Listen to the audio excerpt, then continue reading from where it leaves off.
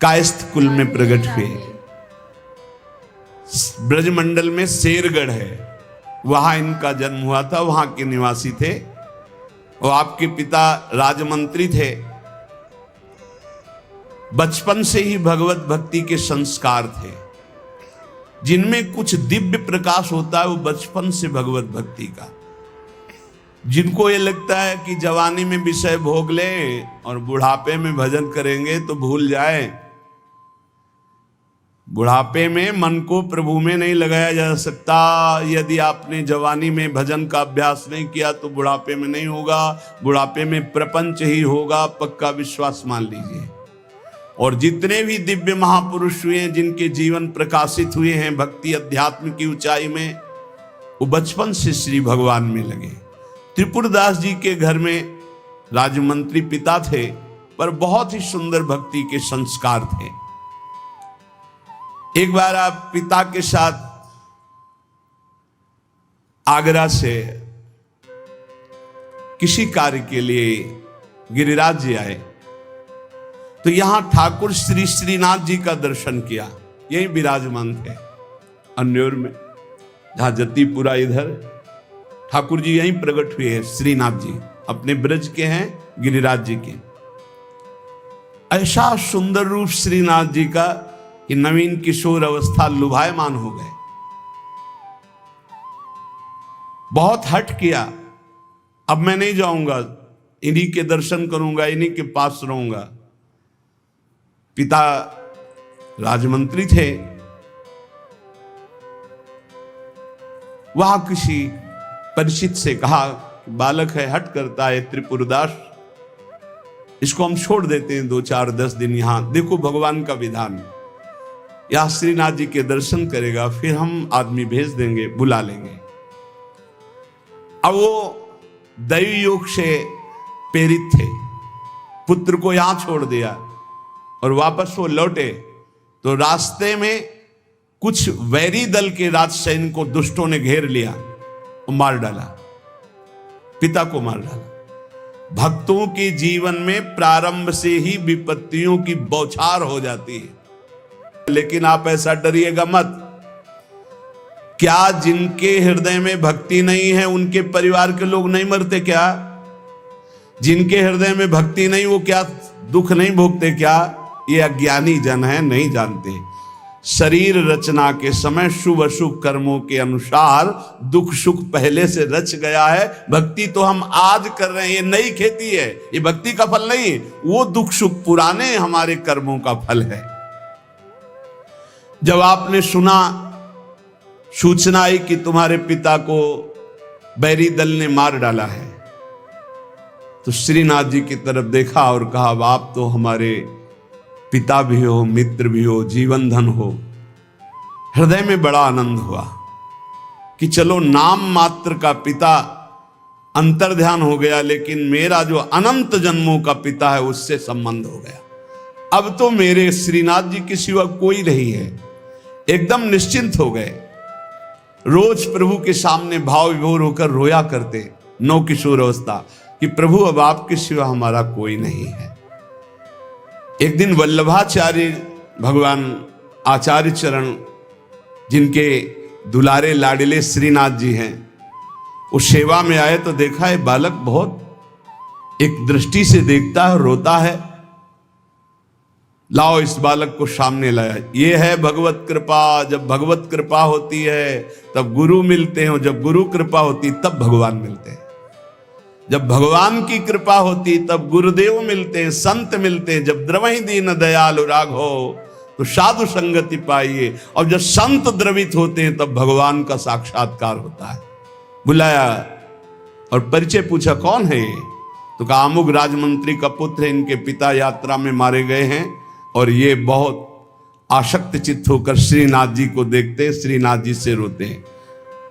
त्रिपुरदास जी ने साष्टांग दंडवत किया वल्लभाचार्य जी को और कहा, प्रभु मैं मात्र पितृहीन, न मेरे माता है न पिता है, मैं अनाथ बालक हूं, बस मेरे नाथ तो श्रीनाथ जी ही हैं, और आपके श्री चरणों का आश्रय दे दिया। प्रभु मुझ अनाथ दीनहीन को आप स्वीकार कर लीजिए। बहुत प्रसन्न हुए।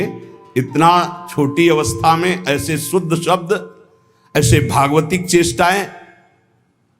चलो आज अभी इसी क्षण मैं इसको दीक्षा देता हूं।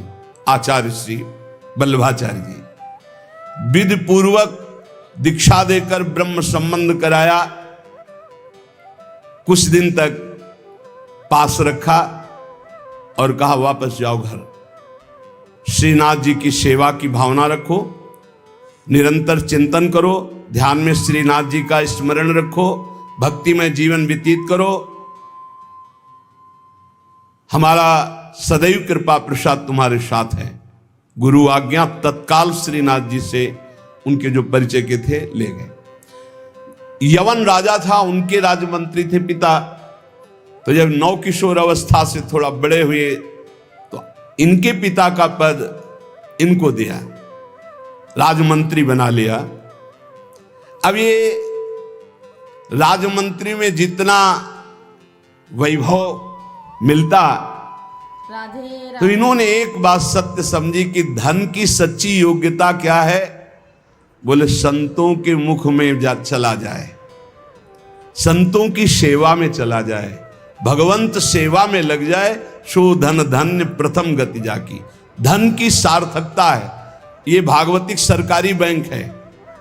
जैसे भारतीय सरकारी बैंक में जमा करो जब चाहो ले लो ब्याज सहित, ऐसे भागवतिक सरकारी बैंक है।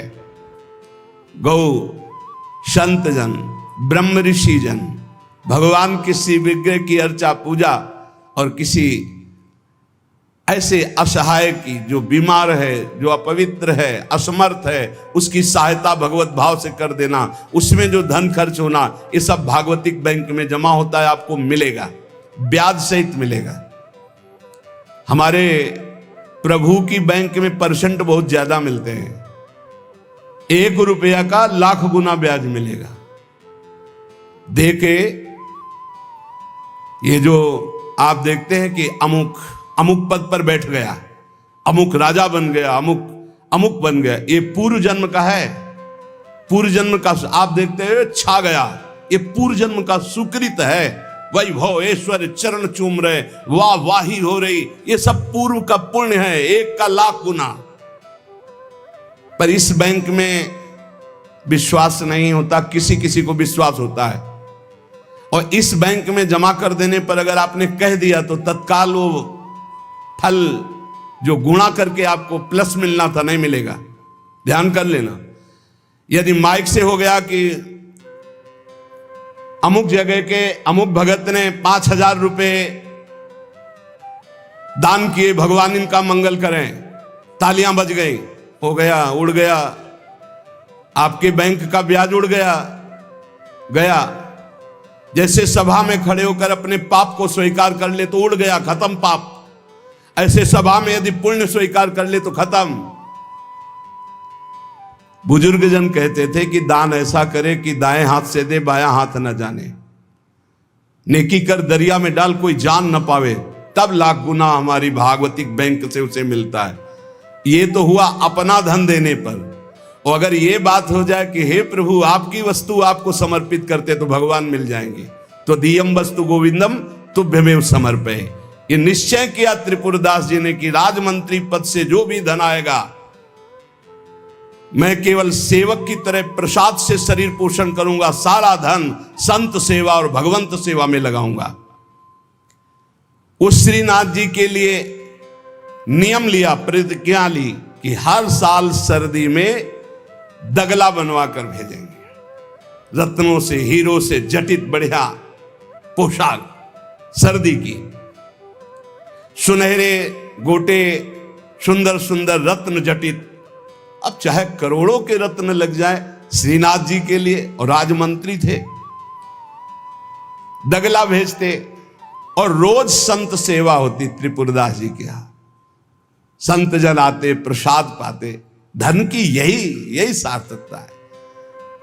जय जयकार हो, भगवान नाम कीर्तन हो, भगवत अनुरागी जन आकर प्रसाद पावे, भगवान की आरती पूजा सेवा। धन्य है वो गृहस्थ, वो धन्य, वो तीर्थ है उसका घर जिसके घर में भगवान की आरती होती, भगवान का नाम कीर्तन होता, आए हुए अतिथियों की सेवा होती है।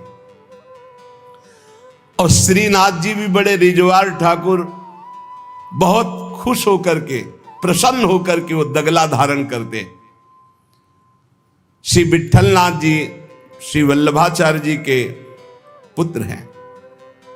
वो देखते कि और वस्त्र जब धारण कराते हैं तो ठाकुर जी धारण करते हैं, लेकिन जब त्रिपुरदास जी का दगला धारण कराते तो ठाकुर जी फूल जाते हैं, प्रसन्न हो जाते हैं। भक्त के द्वारा प्रेम से दी हुई वस्तु भगवान बहुत भाव से स्वीकार करते हैं। सब दिन होत न एक समान, एक समय ऐसा भी आता है जो बहुत ही अंधेरे का होता है, एक समय प्रकाश का आता है। जैसे दिन रात ऐसे सुख और दुख। अब यवन बादशाह था, उसके पास द्वेषियों ने सूचना लगा दी कि ये राजमंत्री हैं, आपको पता नहीं है, ये आपके धन का बड़ा दुरुपयोग करते हैं, साधु महात्मा इनके यहाँ खाते रहते हैं और न जाने क्या क्या खूब लुटाते हैं, आपके यहां से वैभव चुराया जाता है। और वो राजा यवन, उसकी बुद्धि बदल गई, उसने तत्काल आदेश किया सर्वस्व अपहरण कर लिया जाए, त्रिपुरदास जी का सर्वस्व संपत्ति जब्त कर ली जाए। मतलब पात्र भी घर में नहीं रह गए, सब जब्त कर लिया गया। जहां रोज संत सेवा, ठाकुर सेवा, श्रीनाथ जी के लिए बहुत महंगा पोशाक सर्दी की, सब एक पात्र भी नहीं रहने दिया, सब जब्त कर लिया। खाने पीने के लिए एक दाना भी नहीं रह गया, कुछ नहीं, सब जब्त कर लिया, केवल दीवाले दीवाले। अब आप विचार करो, जिसका ऐसा चल रहा हो उसका ऐसा, इसलिए होश में रहना चाहिए। सब दिन होत न एक समान, ये शब्द याद रखना चाहिए। सुख है तो फूलो मत, कल दुख आने वाला है। शरीर स्वस्थ है तो अभिमान मत करो, कल कोई रोग आ जाएगा। जीवित हो तो अभिमान मत करो, कल ही मृत्यु आ सकती है, आज भी आ सकती है। होश में। खूब धन संपत्ति है, कल ऐसा हो सकता है टुकड़े टुकड़े के लिए मोहताज हो सकते हो। पक्का पक्का। आज दुखों घेरे हैं तो आप निराश मत होइए, कल आप बहुत बड़े आदमी बन सकते हैं। उत्साह संपन्न रहिए। आज बहुत बड़े आदमी हैं, धन है, संपत्ति है, वैभव है, नौकर चाकर है, बहुत फूलिए मत। हो सकता है ऐसा समय आ जाए कि तुम्हें किसी के यहाँ नौकरी करनी पड़े अपने पेट भरने के लिए। समय बहुत विचित्र है, पलटने में देर नहीं लगती, पलटने में देर नहीं लगती। खाने पीने तक के लिए नहीं रहेगा, सब यवन राज ने जब्त करवा लिया। अब जैसे तैसे बहुत गरीबी से, कष्ट से जीवन यापन होने लगा। अब आए सर्दी की ऋतु। सर्दी की ऋतु में श्रीनाथ जी को दगला भेजते थे, खूब सुंदर सजा करके। यहां सजाने की क्या बात, खाने की भी कोई वस्तु नहीं रह गई थी। ठाकुर जी की सेवा की प्रतिज्ञा की थी कि जब तक जीवन है आपके लिए पोशाक भेजूंगा। अब सर्दी में कैसे पोशाक भेजे, खाने के लिए भी नहीं। बहुत जोर जोर से रोना आया कि हम हर कष्ट सह सकते थे, लेकिन आपकी सेवा, ये जो सर्दी की पोशाक भेजने की थी, अब कैसे होगी आपकी सेवा। और ये सेवा नहीं होगी तो मेरा जीना, क्योंकि मैंने नियम लिया था कि मैं अपने जीवन में जब तक जीऊंगा हर वर्ष आपको सर्दी के समय पोशाक भेजूंगा, सर्दी की। आप ठाकुर जी से विनय करने लगे कि मैं सब कष्ट सह सकता हूं, आपकी सेवा छोड़कर नहीं। इतने में देखा, दृष्टि गई तो एक ऊपर दावात रखी थी। आपको जैसे कोई डूबते हुए को तिनके का सहारा मिल जाए, और वो दावात पीतल जैसी दिखाई दे रही थी, तो लग रहा था कुछ सिक्के की तो बिकी जाएगी। दावात ली, बाजार में बेचने के लिए गए कि अगर ये बिक जाएगी तो थोड़ा भी कपड़ा मिल जाएगा तो नियम की तो पूर्ति हो जाएगी। भगवान अपने भक्तों को ऐसा कष्ट क्यों देते हैं? क्यों देते हैं? बड़े आराम से जय जयकार हो रही थी, संत सेवा हो रही थी, ठाकुर सेवा हो रही थी। श्री प्रियादास जी कहते हैं, भयो ईश ख्याल, इष्ट देव को ये पसंद है। डरना मत, डरना मत कि इष्ट देव को ये पसंद, क्या पसंद है? अनन्य चिंतन, धन का आश्रय भी नहीं होना चाहिए। सुनेरी मैंने निर्बल के बलराम, अपबल तपबल और बाहुबल, चौथो बल है दाम। और आपसे बता दें, कक्षा 1 के विद्यार्थी से पीएचडी के प्रश्न नहीं पूछे जाते। आप मत डरना, क्योंकि आप क्लास में हैं ही नहीं, आप इस क्लास में नहीं हैं। आप डरना मत, नहीं आपको लगे कि भगवान हमारी भी परीक्षा लेंगे तो आज जो चैन से हम एसी में रह रहे हैं, कल फिर सब खत्म हो जाएगा। ऐसा नहीं, ये डिग्री वालों की होती है। अपने लोग हो पार्टी छुइया वाले, पहले क्लास वाले हैं, खूब टॉफी मिलेगी और आराम से पढ़ने को। यहाँ परीक्षा नहीं होती, यहाँ 2-4 क्लास तो ऐसे ही बढ़ा दिए जाते हैं। जब डिग्री आती है तब वहां परीक्षा होती है, इस बात की कि अब तुम्हारी स्थिति क्या है।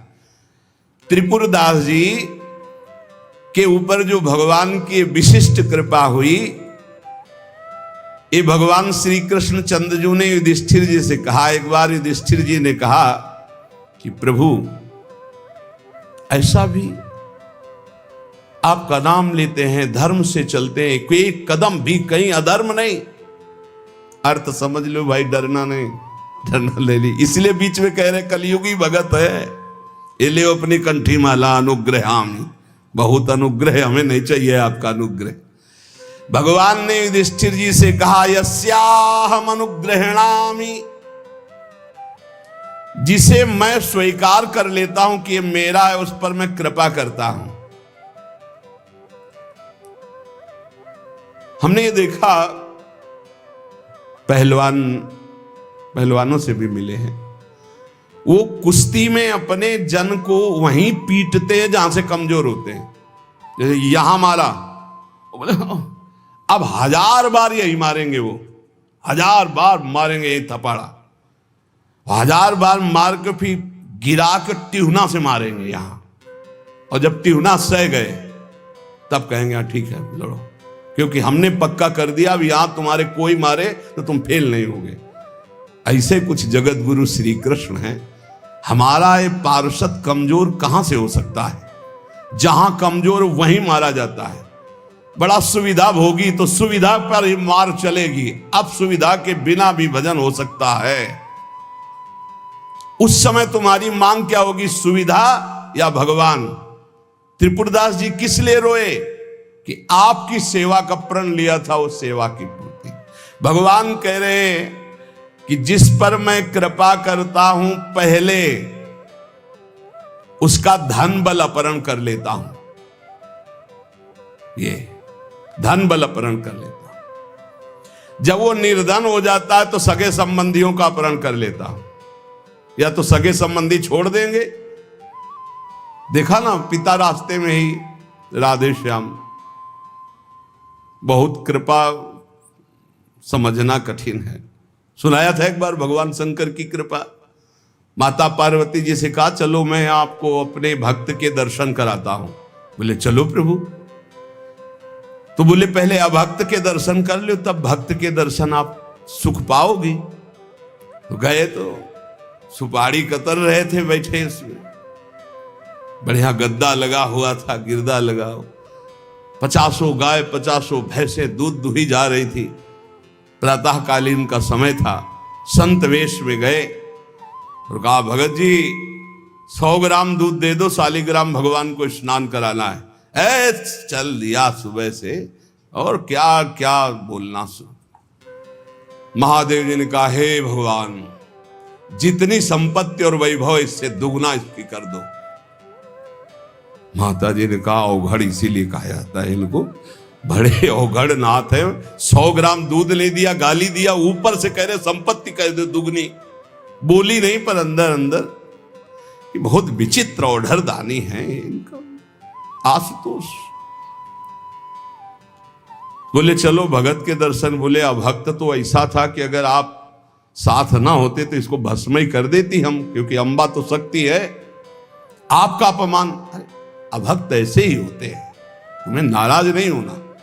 भक्त के पास गए, एक झोपड़ी फूस की, एक गाय, और उसी फूस की झोपड़ी में माए उसकी मैया रहती थी। गए, जो देखा संत तो साष्टांग दंडवत किया, आओ बैठो बैठाला। 100-200 ग्राम गाय का दूध होगा, वो बढ़िया पान करने को ले दिया। प्रभु थोड़ी देर भगवत चर्चा हुई। भगवान शिव ने कहा अच्छा भाई चलते हैं, हम तो विचरण करते रहते हैं। बोले संत भगवान कभी पुनः कृपा करके आना। हम कुटिया के बाहर निकले और कहा हे करुणा निधान भगवान, इसकी गैया और मैया दोनों हटा दो, मार दो। अंबाजी ने कहा आप बर्दाश्त नहीं होगा, 100 ग्राम दूध नहीं दिया तो उसको दुगुना संपत्ति दे दी, और एक गाय पूरा दूध आपको पिला दिया, और मैया बातचीत करने के लिए थी उसको भी आपने मार दिया। कहा कि वो ये क्या है? बोले अभी तुम नहीं समझे, जब इतनी संपत्ति में साधु अपमान करके ऐसी गालियां देता, जब डबल संपत्ति होगी तो ऐसा अपराध करेगा घोर नरक जाएगा, समझो। और इसका कुछ मन मैया में जाता है, कुछ गैया में जाता है, दोनों भगवान के पास गए, ये अखंड हमारा चिंतन करेगा, ये हमें लीन हो जाएगा। माता जी का ये बात तो सही। तो बोले जिस पर मैं कृपा करता हूं, इस माया प्रपंच से उसे अपने स्वरूप में स्थित करता हूं। वो जरूरत, देखो जरूरत है, ऐसा नहीं कि एक बुखार की दवा सबके साथ चलेगी, बुखार की भी क्वालिटियां हैं, समझना। अब मलेरिया है तो उसके लिए अलग, डेंगू है तो उसके लिए अलग, साधारण वायरल है तो उसके लिए अलग। हम लोग साधारण बुखार वाले हैं, चिंता मत करो, ऐसे हाई इंजेक्शन नहीं लगेंगे जैसे त्रिपुरदास जी के लगे, या प्रहलाद जी के लगे, या नरसिंह मेहता जी के लगे, या मीरा जी के लगे, अपने लोगों के नहीं लगेंगे। बहुत ऐसे वायरल, जैसे ऋतु का बुखार है ना, अपने लोग ऐसे बुखार के मरीज हैं, डेंगू वाले नहीं है कि भर्ती हो जाए प्लेटें कम हो रही। डरना मत। अलग अलग बुखार की जैसे दवा, ऐसे अलग अलग भक्ति की स्थिति की परीक्षा होती है। अब इसकी स्थिति क्या होगी, वो तो जगत पावन करने वाले भगवान ये देखते हैं। बहुत सुंदर बात है ये, अगर समझ में आ जाए। भगवान अंधकार का नाश कर देते हैं, भगवान स्वप्न का नाश कर देते हैं। ये सब स्वाप्निक जगत है। अब मोह ममता से युक्त इसलिए डर जाओगे, तो हम कह रहे हैं तुम्हारे साथ ऐसा होगा ही नहीं, क्योंकि तुम उतनी स्थिति के ही नहीं हो। डरना मत, सच्ची मानिए। क्या चक्रवर्ती सम्राट अम्बरीश जी भगवान के भक्त नहीं है? ध्रुव जी भगवान के लिए भजन करने के लिए गए तो आज ऐसा पद मिला कि त्रिभुवन में किसी को नहीं। सुदामा जी को दरिद्रता प्राप्त थी और सुदामापुरी की रचना हो गई, जैसे द्वारिकापुरी की रचना। आप हमारे श्री कृष्ण के प्रति ऐसा ना सोचे, ये जो कह रहे हैं बड़ी गुप्त बात है। उसके अंदर के ममत्व का नाश कर देते हैं, उसके अंदर के अज्ञान का नाश कर देते हैं। क्या आप अपने अज्ञान का नाश करवाना नहीं चाहेंगे? यहां अज्ञान की वृत्ति के नाश की बात। आप ऐसा मत सोचिएगा, और आज तक कोई भक्त आपको भिखारी नहीं मिलेगा। आप ध्यान दीजिएगा, पुरुष से लेकर के जहां दृष्टि डालिए, जहां भक्तों को, तो आपके 4 घर में लोग होते हैं, उनके भोजन की व्यवस्था में आप चिंतित रहते हैं, समझ रहे? जब हम मांग के खाते थे तो भूखे रह जाते थे, और जब भरोसे पे हैं तो 300-400 लोगों का बाल भोग, राजभोग और शयन भोग अपने आप हमारे प्रभु पूरा करते। तो हरिष्ये तद धनम, तुम्हारा घर कितना बड़ा है, हमारे घर में कितने बैठे हो देख लो। घबराना मत, इसलिए हम कह रहे, डरना मत अब इसीलिए कह रहे, नहीं तो आपको लगेगा भगवान कह रहे यस्याम अनुग्रहणामि हरिष्ये तद धनम, ये धन ही हर जाएगा तो अब हमारे भक्ति का मतलब क्या रहेगा? नहीं, इसका मतलब है अज्ञान का नाश हो जाना, तम का नाश हो जाना, माया मोह का नाश हो जाना। क्या आप दुख का नाश नहीं करवाना चाहेंगे? ये भक्ति दुख का नाश करके सर्वतो भावेन महासुख प्रदान करने के लिए है। ततो धनम त्यजन्त्यस्य स्वजनाः दुख दुखितम, भगवान कह रहे हैं। फिर उसके परिवार वाले उससे प्यार नहीं करते। क्या झूठे प्यार में फंसे रहकर जिंदगी गंवाना चाहोगे? क्या आप ये नहीं जानोगे कि तुम्हें कोई प्यार नहीं कर रहा?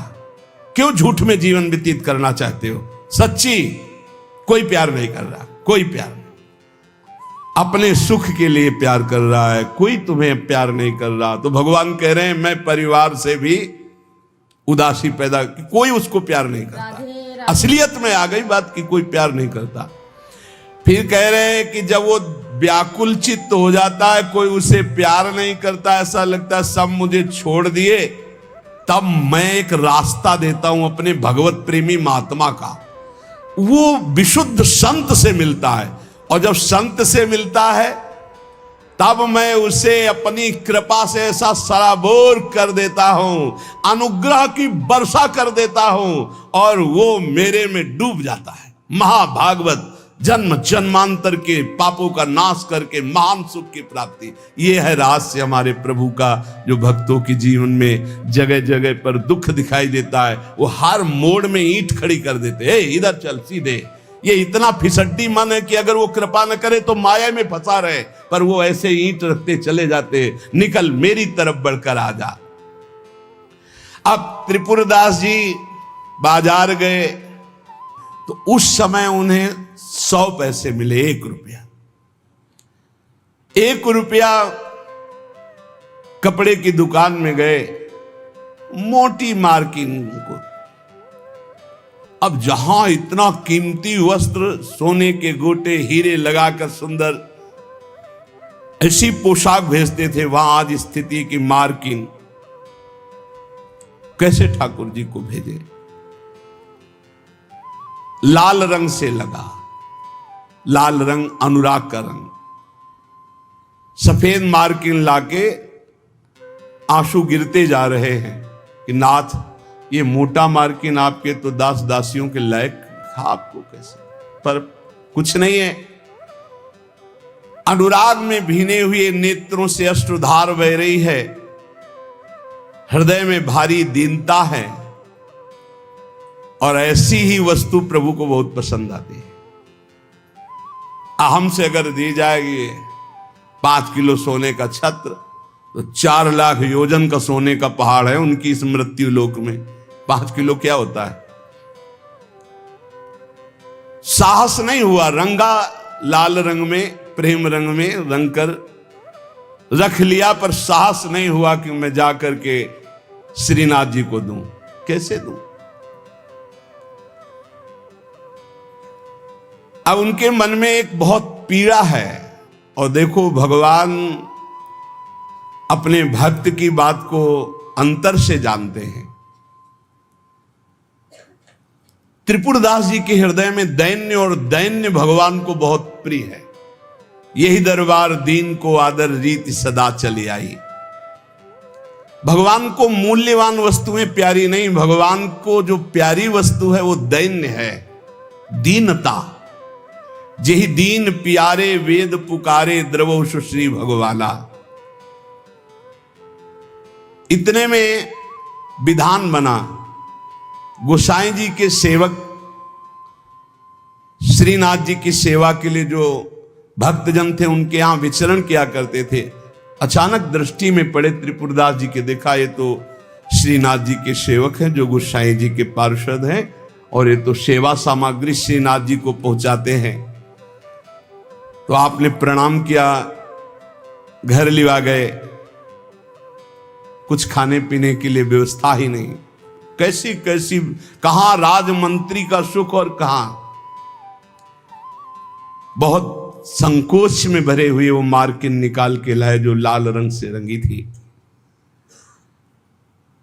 और कहा हाथ जोड़ करके कि हर वर्ष प्रतिज्ञा थी कि श्रीनाथ जी को पोशाक भेजेंगे, पर भगवत कृपा से वैसा विधान बन गया है। यद्यपि ये श्री गोसाई जी के किसी दास दासी के पहनने योग्य भी नहीं है, फिर ये श्रीनाथ जी के श्री अंग के लिए तो क्या होगी। पर आप क्या इस भेंट को वहां तक पहुंचा देंगे? भंडारी को दे देना, पर गोसाई जी को कुछ मत बताना, न मेरी स्थिति बताना कि खाने को भी नहीं, और ना ये बताना कि ये मार्किन भेजा, कुछ मत कहना, उनको दुख पहुंचेगा। केवल भंडारी को दे देना, वो जो चाहे जैसे चाहे, यद्यपि वे श्रीनाथ जी के योग्य तो है ही नहीं। देखो भगवान भावोत्सवेन भजताम रस कामधेनु है। बड़ा हृदय में सुख हो रहा है उस वस्त्र को लेकर। वो जो भगवत पार्षद है, आज तक उनको ऐसी भेंट, इतनी इतनी भेंट मिलती थी श्रीनाथ जी के पास ले जाने के लिए, लेकिन ऐसा सुख नहीं होता था जैसा त्रिपुरदास जी ने रो करके जब मार्किन दी लाल रंग से रंग के, उनको एक अपार सुख हो रहा है। त्रिपुरदास जी का वस्त्र लेकर बड़े प्रेम में डूबे हुए भगवत पार्षद गए और भंडारी जी से कहा कि आपसे तो कुछ छुपाव है नहीं, ये त्रिपुरदास जी का दिया हुआ वस्त्र है। यद्यपि बहुत कष्ट में उनका जीवन है, फिर भी उन्होंने ये सेवा भेजी। आप इस सेवा का आदर करना, अपमान मत करना कि कहीं फेंक दो। अरे मार्किन कहां ठाकुर जी के श्रीअंग पोशाक वाल। तो उन्होंने, भंडारी ने कहा कि इसका सही प्रयोग करेंगे। तो जो ठाकुर जी की पोशाक थी उसको बांधने के काम में ले लिया। उन नए वस्त्र जो मार्किन आई उसमें रखकर ठाकुर जी की पोशाक बांधकर और उसे अलमारी में रख ली। परम स्नेही ठाकुर जी कांपने लगे। जब श्रृंगार हुआ तो सर्दी का समय था, कांपने लगे श्रीनाथ जी। जब श्री आचार्य चरण सेवा में गए तो कहने लगे मुझे बहुत जोर की ठंड लग रही है। ठाकुर जी बोलते हैं निज जनों से, जैसे हरिवंश महाप्रभु से राधा वल्लभ जी बात करते थे, बंचंद महाप्रभु से बात करते थे, बिहारी जी से स्वामी जी महाराज, विठल विपुल देव जी, बिहारिन देव जी। अब हम लोगों की जाकी रही भावना जैसी प्रभु मूर्ति देखी तिन तैसी। मुझे ठंड लग रही बहुत जोर की। बोले जय जय अभी उपाय करता हूं। तत्काल बड़े गरम गरम महंगे वस्त्र धारण कराए। ठाकुर जी फिर बोले बहुत ठंड लग रही है, बहुत ठंड लग रही। कहा जय जय अभी उपाय करते। तुरंत अंगीठी जलाई गई। सामने अंगीठी ऐसे सुंदर नवीन कोमल उनके वस्त्र उड़ाए गए। ठाकुर जी फिर कांप के कहते मुझे बहुत ठंडी लग रही। श्री विठलनाथ जी गोसाई जी समझ गए कि ये साधारण ठंड नहीं है, ये किसी भक्त के हृदय की जो पीड़ा है उसी की एक कपकपी है। गोसाई जी बहुत संकुचित होकर बोले जय जय अब क्या उपाय करूं। आपको सुंदर सुंदर दगला पहना दिया, सुंदर गरम वस्त्र उड़ा दिए, अंगीठी आपके साथ, फिर भी आप कह रहे हैं आपको ठंड लग रही। एकदम ध्यान गया। उन्होंने कहा किसी भक्त के वस्त्र का तो अपमान नहीं हो रहा है। सेवक को बुलाया, तत्काल बही खाता लाओ, इस वर्ष किसकी किसकी पोशाक आई है, किसकी नहीं आई। बही खाते में सुनाया गया, लेकिन त्रिपुरदास जी का नाम नहीं था। त्रिपुरदास जी का नाम इसलिए नहीं लिखा कि कोई पोशाक ही नहीं थी, मार्किन लाल रंग से भेजी गई थी। श्रीनाथ जी बड़े स्नेही हैं, बहुत प्यार करने वाले हैं। विठलनाथ गोस्वामी जी ने कहा त्रिपुरदास जी का नाम नहीं सुनाया, हर वर्ष भेजते थे, क्या इस वर्ष पोशाक नहीं भेजी। देखो एक तो भगत होते हैं कुछ फुलरा चढ़ता 4 दिन की भक्ति का, सोडा वाटर की तरह मार फूल के एकदम। और एक भक्त होते हैं जो गंभीरता पूर्वक कदम बढ़ा, जितनी सेवा तो बढ़ाते चले गए, पूरा जीवन समर्पित कर दिया। और एक होते हैं एकदम फुलरा की तरह से बड़े और बस खत्म। हमें लगता है कि भक्ति सोडा वाटर वाली ना करो, क्षणिक वैराग्य वाली मत करो, एक कदम बढ़ाओ पर बहुत मजबूत बढ़ाओ। जीवन में चाहे जितना संकट आ जाए, उतने कदम जो हम बढ़ चुके हैं भक्ति के, पीछे नहीं लौटेंगे, चाहे मृत्यु क्यों ना हो जाए। ऐसी दृढ़ निष्ठा रखनी चाहिए, तभी माया पर विजय प्राप्त होती है। पोशाक हर वर्ष त्रिपुरदास जी भेजते थे, उनका नाम बही खाते में था, क्यों नहीं भेजा। राधे राधे। तो आपको ये वीडियो पसंद आया तो please like share comment subscribe कीजिएगा। धन्यवाद। राधे राधे।